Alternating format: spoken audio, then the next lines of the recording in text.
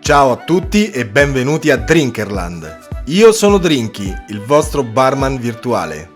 Lo sapevate che sulle origini del Dry Martini ci sono diverse versioni. Il creatore sarebbe l'italiano Martini di Armataggia, in Liguria, che servì per primo il drink nel 1910 a New York, presso il Knickerbocker Hotel in onore di John D. Rockefeller. Altre correnti sostengono che il drink fu servito ancora prima, intorno alla fine del 1800 negli Stati Uniti, nella città californiana di Martinez, oppure a New Orleans dal barman Martinez. Questo drink, conosciutissimo, non è altro che del gin sporcato di vermouth bianco e raffreddato. La tecnica usata si chiama stir e strain. Il cocktail è mescolato nel mixing glass con ghiaccio e poi filtrato nel bicchiere raffreddato. È uno dei più famosi cocktail pre-dinner. Solitamente si accompagna con delle olive. Noi consigliamo quelle di Nocellara del Belice perché molto carnose e con un buon bilanciamento in termini di dolcezza, sapidità e acidità. Volendo, le olive possono essere bagnate nel vermouth. Un'altra alternativa possibile per gustare il Dry Martini è accompagnarlo con una o più scorze di limone.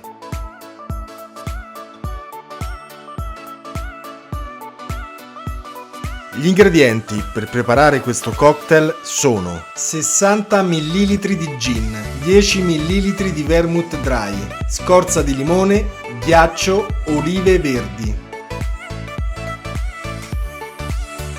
Per preparare questo cocktail dovrete riempire il vostro mixing glass con del ghiaccio, così da raffreddare le pareti del bicchiere. Con l'aiuto di uno strainer bloccare poi il ghiaccio e scolare l'acqua in eccesso in una coppetta. Versare il gin e poi il vermouth dry direttamente nel mixing glass. Mescolare il tutto con il bar spoon. Versare il contenuto del mixing glass nella coppa raffreddata in freezer. Accompagnare il martini con delle olive o delle scorze di limone. Da servire in un bicchiere a parte colmo di ghiaccio tritato per mantenerle fresche.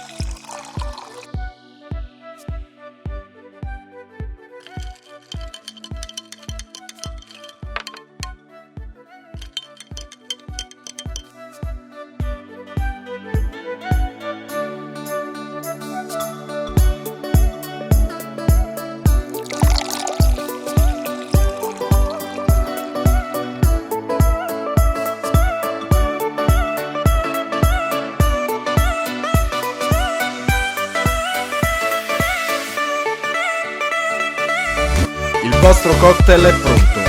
Mi raccomando, bevete con moderazione e mai prima di mettervi alla guida. Se questo video vi è piaciuto, iscrivetevi al canale e attivate la campanella.